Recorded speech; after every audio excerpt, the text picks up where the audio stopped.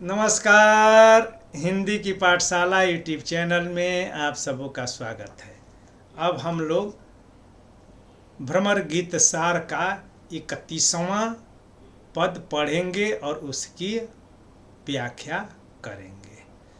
तेरो बुरो नमा को माने उधो, तेरो बुरो न को माने। रस की बात मधुपनी रस सुनू, रस की बात मधुपनी रस सुनू। रसिक हो तसो जाने उधो, बुरो न को माने। दादुर बसै निकट कमलन के, दादुर बसै निकट कमलन के। जनमन रस पहिचाने उधो, बुरो न को माने। अलि अनुराग उड़न मन बांधयो, अलि अनुराग उड़न मन बांधयो। कहे सुनत नहीं काने उधो, बुरो न को माने। सरिता चले मिलन सागर को, सरिता चले मिलन सागर को। कुलमूल द्रुम भाने उधो, कुलमूल द्रुम भाने। कायर बकै लोहते भाजे, कायर बकै लोहते भाजे। लड़े जो सूर बखाने उधो, बुरो न को माने। अब प्रसंग इसका तो जो है उद्धव बार बार जो है गोपियों को कह रहे हैं कि निर्गुण को भजो, योग करो, और ब्रह्म का उपदेश वे दिए जाते हैं। तो गोपियाँ यहाँ पर जो है भ्रमर के माध्यम से, यहाँ पर जो है भ्रमर के माध्यम से, भ्रमर के माध्यम से या भ्रमर को आधार बना करके गोपियाँ उन पर यानी कि उद्धव और श्री कृष्ण पर व्यंग करते हुए कहती हैं। क्या कहती हैं कि गोपियाँ भ्रमर को माध्यम बना करके उद्धव से कहती हैं कि हे भ्रमर, तू अपनी बात कहे जा, बके जा, तेरी बात का यहाँ कोई बुरा मानने वाला नहीं है, क्योंकि सब जानते हैं कि तू निरस है,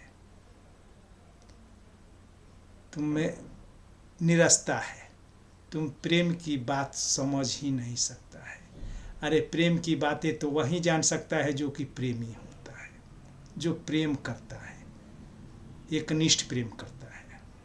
और तुम तो जो है भंवरे हो, किसी एक फूल से तुझे प्रेम तुम करते नहीं हो, एक फूल से दूसरे फूल तक मंडराते रहते हो, उसका रस लेते फिरते हो। अतः भ्रमर और भ्रमर जैसे स्वरूप वाले और स्वभाव वाले ये उद्धव और इनके श्री सखा श्री कृष्ण प्रेम करना क्या जाने, क्या वे प्रेम जानेंगे। फिर भी यदि उद्धव यह कहना चाहते हैं कि प्रेम निधि के पास रहकर हमें तो प्रेम का इस प्रकार का स्वरूप दिखाई दे रहा है, यानी कि उद्धव कृष्ण के साथ रहते हैं और कृष्ण तो गोपियों के साथ जो है प्रेम करते नहीं हैं, इसीलिए तो नहीं आ रहे हैं। तो इसका जवाब भी जो है गोपियों के पास मौजूद है। वे कहती हैं कि ये कृष्ण कितने जो है बड़े प्रेमी हैं, ये उद्धव कैसे जान सकते हैं। उदाहरण देकर के वे समझाती हैं कि मेढक जीवन भर जल में रहता है और कमल के फूलों के साथ ही रहता है, परंतु वह कमल के रस के महत्व को नहीं जान पाता है, पानी में कमल के साथ रहते हुए भी।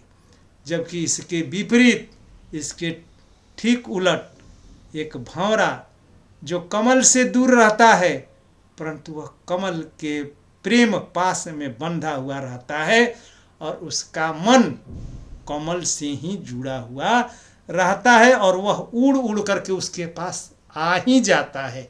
ठीक वैसे ही कृष्ण हमारे प्रेम में बंधे हुए हैं, वे आएंगे। मार्ग में जो भी बाधाएं आती है उन बाधाओं को पार करते हुए वे आएंगे ही। आज जो है बाधाएं हुए हैं, राजकाज की जो बात कर रहे हो तो राजकाज की वे बाधाएं हैं, मगर जहाँ राजकाज से उन्हें फुर्सत मिलेगी वे भागे भागे यहाँ आ ही जाएंगे। तो वह फिर उदाहरण दे करके वे समझाते हैं कि हे भंवरा देखो, नदी सरिता चले मिलन सागर को। नदी जब अपने प्रियतम सागर से मिलने के लिए चलती है तो उसके रास्ते में, उसके तट के किनारे जो अवरोध होते हैं, उस कुल का मतलब जो है किनारे पर, तट पर जो मूल होते हैं, यानी कि पेड़ पौधे जो होते हैं, द्रुम होते हैं, पेड़ पौधे होते हैं, उनके मूल यानी कि जो है जड़ को जो है उखाड़ करके जो है नदी जो है पूरे वेग के साथ अपने प्रियतम सागर से मिलने के लिए चली जाती हैं।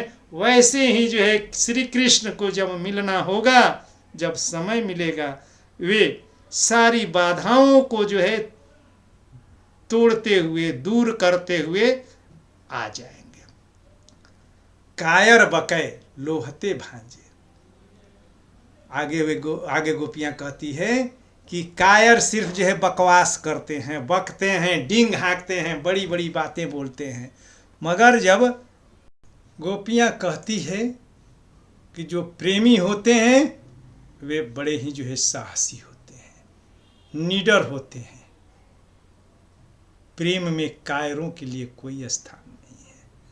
अरे कायर तो सिर्फ जो है डींग हाँकते हैं, बक बक करते हैं, मगर रणभूमि में यानी कि इस प्रेम रूपी जो है रण में जब लोहे के हथियारों को चलते हुए जब देखते हैं, शस्त्र को जब देखते हैं, ते भाजे लोह ते भाजे, भाजे माने भाग खड़े होते हैं। और जो लड़ता है, जो लड़ करके जीतता है, वही जो है शूर है, वही शूरवीर है और संसार उसी की जो है बखान करता है। सच्चे शूरवीरों की ही प्रशंसा होती है। तो हम इस प्रेम के रण में सच्चे रणवीर हैं, जो योद्धा हैं। हम जो है उस प्रेम को पाने के लिए लड़ेंगे, संघर्ष करेंगे। हम कायर नहीं हैं कि हम भागेंगे। अब इसका जो है भावार्थ है कि गोपियों के अनुसार उद्धव की स्थिति मेढक के समान है, जो कृष्ण के साथ रहते हुए भी उनसे प्रेम न कर सके। और गोपियाँ अपने को कहती हैं कि हमारी स्थिति भंवरे जैसी है, क्योंकि उसका मन लोक कुल जाति आदि के बंधनों की जरा भी परवाह नहीं करता। वह उड़ करके सहज ही श्री कृष्ण के पास पहुंच जाता है। प्रेम के पथ में अनेक कठिनाइयाँ आती है, उन कठिनाइयों से संघर्ष करना और उस पर विजय प्राप्त करना ही सच्चे शूरवीर की पहचान है। इसमें प्रतीकों के प्रयोग से दादुर, अली, सरिता, कायर आदि के प्रतीकों के प्रयोग से इसमें गंभीर भाव की व्यंजना हुई है। और प्रथम पंक्ति में वक्रोक्ति अलंकार है, तेरो बुरो न को माने, यानी कि बुरा कोई नहीं मानेगा। तो और इसके साथ उद्धव की तुलना दादुर, अली, सरिता, कायर का उदाहरण दे करके जो है समझाने के कारण, स्पष्ट करने के कारण इसमें दृष्टांत अलंकार है। और यह जो है धनाश्री राग में गाया जाता है। और इसमें ब्रज भाषा का माधुर्य मुखरित हो उठा है। बहुत बहुत धन्यवाद।